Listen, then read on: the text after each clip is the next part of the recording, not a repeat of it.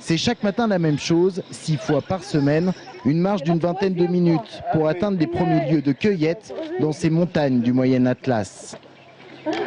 Fatima, Kaïda, Afsa et les autres viennent y trouver lavande, thym et autres plantes aromatiques. Au total, une quinzaine de femmes qui travaillent pour la coopérative du village, comme Fatima, 45 ans, 4 enfants. Au début, mon mari n'a pas trop aimé, mais quand il a vu que la coopérative vendait bien, il est devenu fier.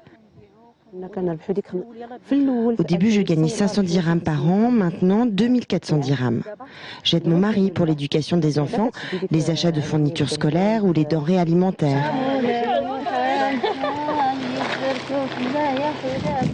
Si pour Fatima, ce travail lui permet elle aussi de participer aux charges financières de la famille, pour d'autres, il est essentiel à la survie du foyer, notamment les veuves, les divorcés et toutes celles dont le mari est saisonnier.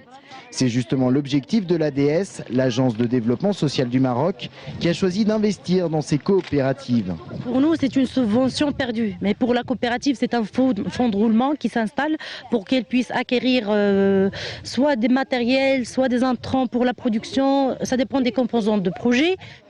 Les plantes médicinales, secteur clé pour la région de Meknes. Mais la filière n'était pas valorisée, pas même organisée. L'aide de l'ADS, c'est une sorte de mise de départ. Ces coopératives sont secondées par une structure encadrante qui les forme aux normes, aux techniques de production et aux outils de commercialisation. Résultat, ici à Bensmine, la structure créée en 2006 est bénéficiaire depuis 2010. On arrive à vendre beaucoup plus notre production qu'avant. Aujourd'hui, on vend au Siam, le salon de l'agriculture du Maroc. Une chaîne de supermarchés nous passe commande tous les 3 ou 4 mois. Aujourd'hui, le programme PAM, plantes aromatiques médicinales, concerne 670 familles bénéficiaires dans la région de Meknes, soit une trentaine de structures. Coût à terme du projet, près du million d'euros financé à part égale entre l'Agence du développement social du Maroc, la région de Meknes et la région centre. Cette dernière a pour l'instant mis sur la table 90 000 euros sur 4 années. Nous avons donc aidé et nous participons à la fois à l'amélioration des conditions techniques de transformation.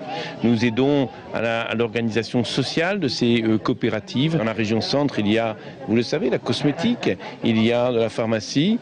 Eh bien, les plantes aromatiques et médicinales sont des atouts pour un développement de part et d'autre. Meknes d'un côté, le centre de l'autre, 2 régions agricoles. Ici, l'agriculture, c'est même le premier secteur économique. Ce n'est donc pas anodin si c'est dans ce domaine qu'a débuté la coopération.